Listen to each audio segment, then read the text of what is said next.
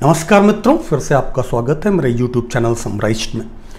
आज बात करेंगे एक तस्वीर की जिसने अचानक से उत्तर प्रदेश की राजनीति में चुनाव के बस 2 महीनों पहले एक भूकंप खड़ा कर दिया है, एक भूचाल ला दिया है। तस्वीर के बारे में आप जानते ही हैं, इसमें मोहन भागवत हैं, संघ के प्रमुख सरसंघचालक, और दूसरे समाजवादी पार्टी के पैट्रियार्क, उसके मुखिया आप कह लें, अभी राष्ट्रीय अध्यक्ष नहीं है पर उसका स्थापना करने वाले नेताजी मुलायम सिंह यादव।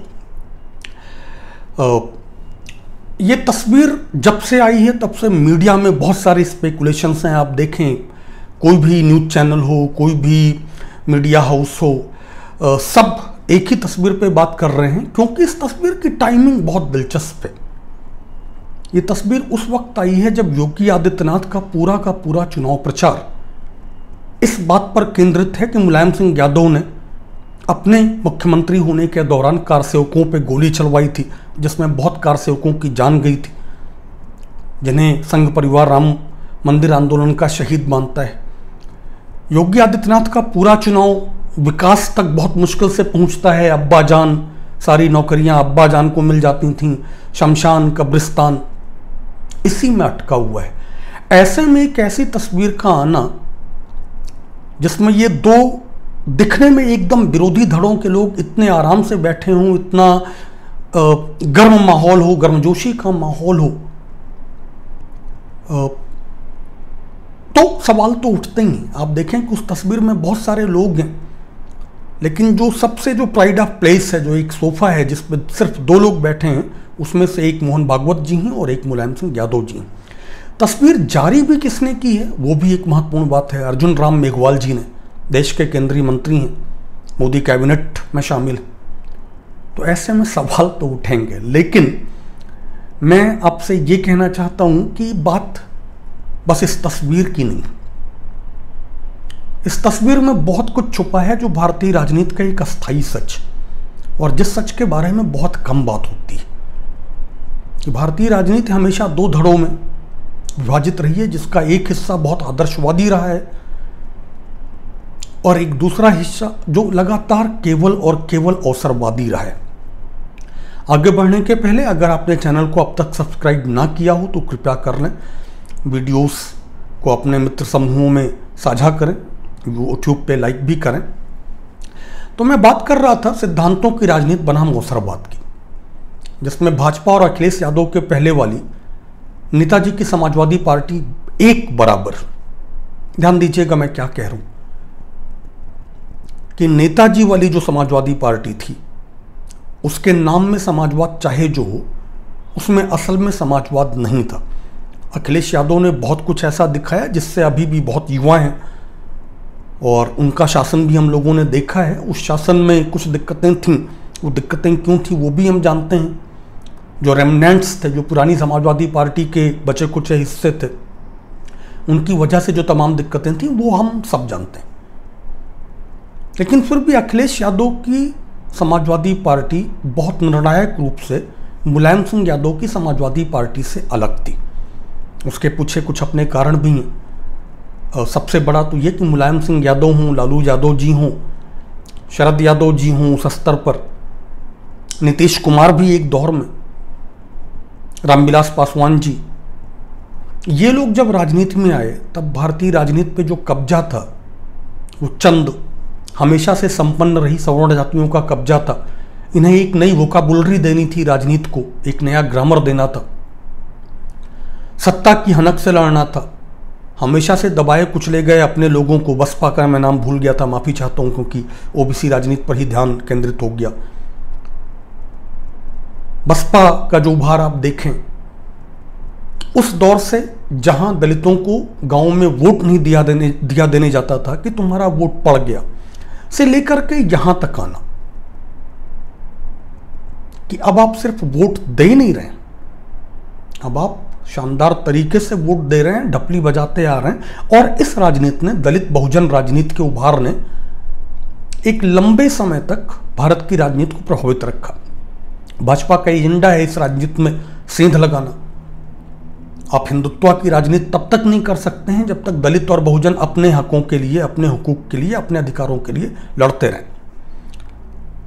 तो वो एक बहुआयामी मोर्चे थे, उसमें बहुत सारे फ्रंट्स खुले हुए थे, एक साथ कई फ्रंट्स पे लड़ना था।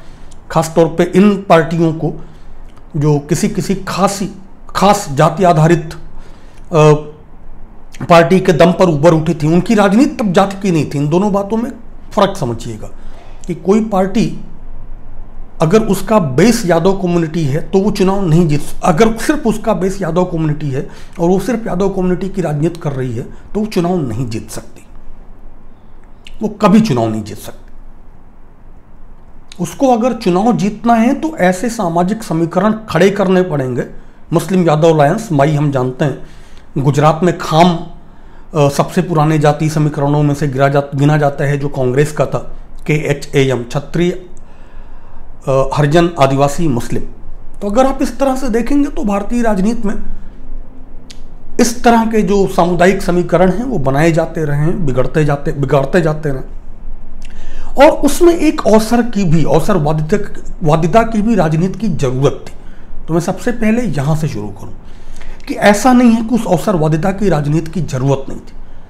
अगर दलित बहुजन ताकतों को जो पहली बार ताकत बन के उभर रही थी, उनको सत्ता में हिस्सेदारी चाहिए थी, उनको राजनीति में प्रतिनिधित्व चाहिए था, उनको रिप्रेजेंटेशन चाहिए था, तो उनके लिए जरूरी था कि वो कुछ अवसरवादी अपॉर्चुनिस्ट गठबंधन करें।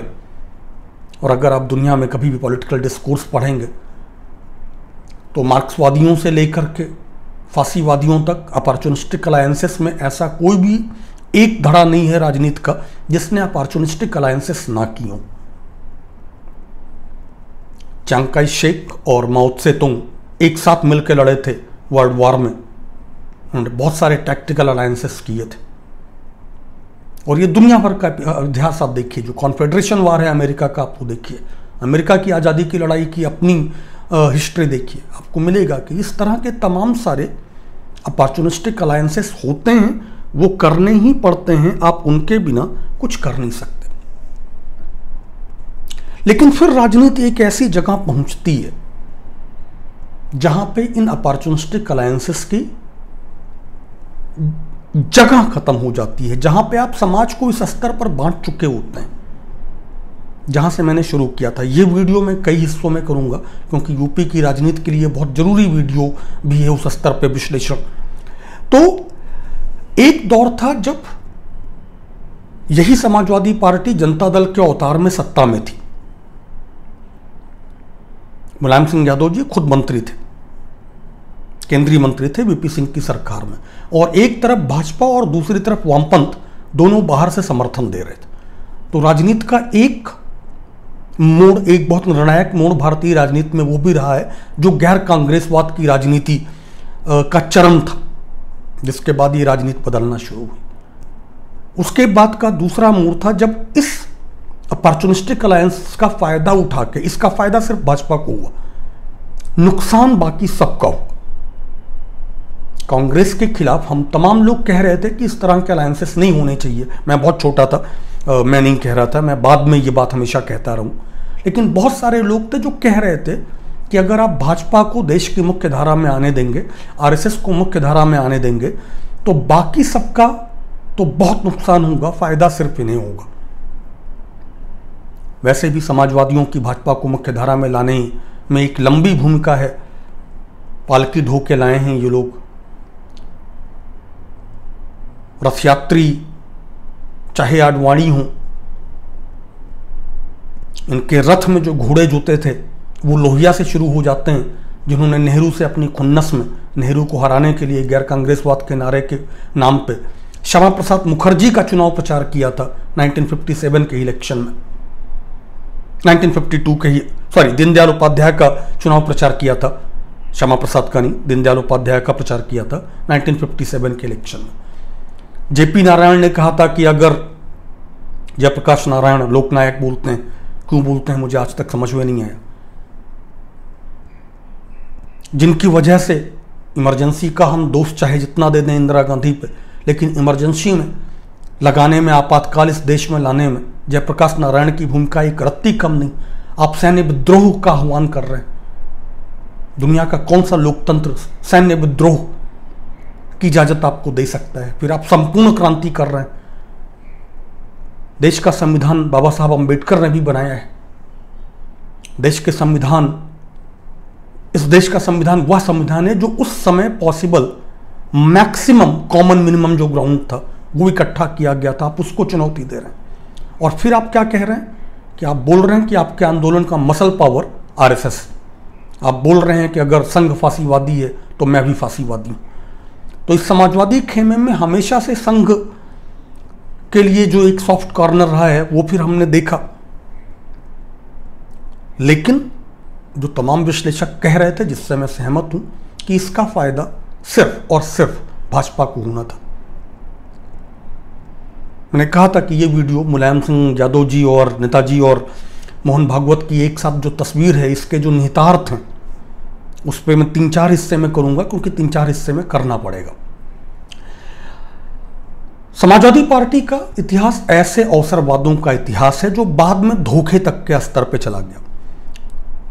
मुलायम सिंह यादव जी चरण सिंह की अंगुली पहन के राजनीति में आए, फिर उनको धोखा देके चले गए। देवीलाल जी और बीपी सिंह के साथ मिले, उनके साथ फिर चंद्रशेखर जी के साथ चले गए। चंद्रशेखर जी ने विद्रोह किया तो बीपी सिंह को धोखा देके उनके साथ गए, फिर चंद्रशेखर जी को भी धोखा दिया। राजीव गांधी ने समर्थन लिया तो उनके साथ हो गए। 1990 में सोनिया गांधी का समर्थन किया, ऐन मौके पर धोखा देकर विदेशी मूल वाला जो पूरा कबीला था जिसमें एनसीपी भी शामिल थी, उसके साथ गए। 2008 में वाम मोर्चे का हिस्सा रहते हुए उन्होंने परवान समझौते पर आखिरी वक्त में धोखा दिया वाम मोर्चे को और कांग्रेस के साथ हो लिए।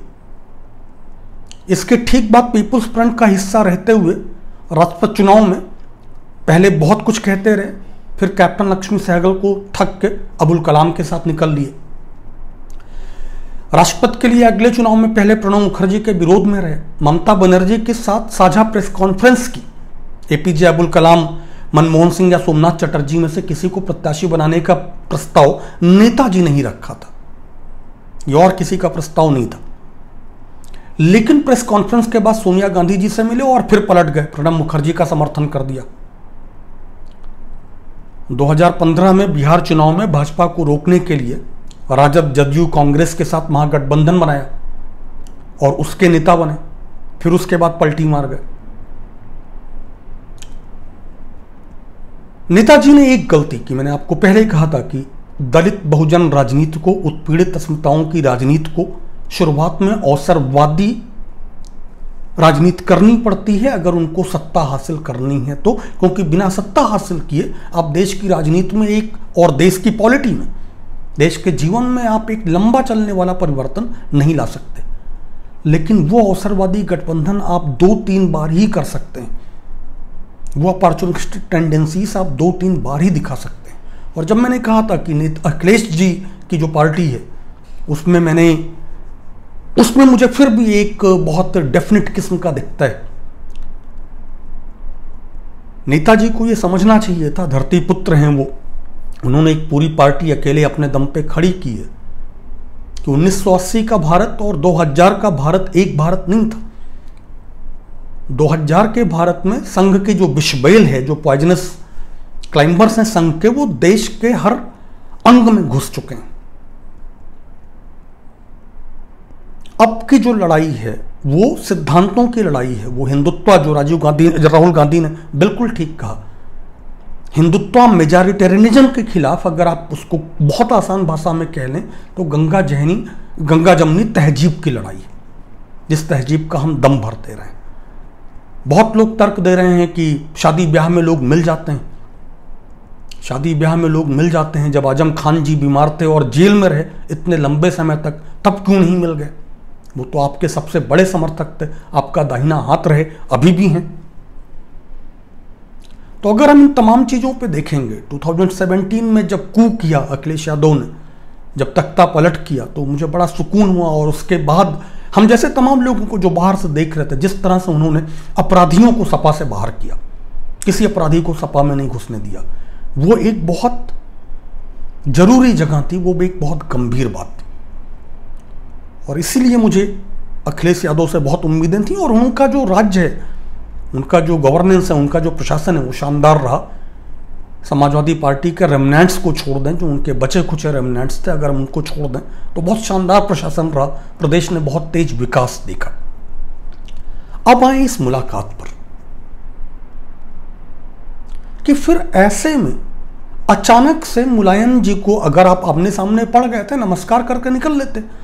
एक तरफ योगी आदित्यनाथ जी, मुख्यमंत्री उत्तर प्रदेश सरकार का पूरा चुनाव प्रचार इस पर चल रहा है कि आपने कारसेवकों पे गोली चलवाई थी, आपने कारसेवकों की जान ली थी। आजमगढ़ हो, अलीगढ़ हो, मुरादाबाद हो, इलाहाबाद हो, प्रयागराज हो, कौशाम्बी हो, कहीं भी उनके सारे भाषण मुलायम सिंह यादव ने गोली चलवाई।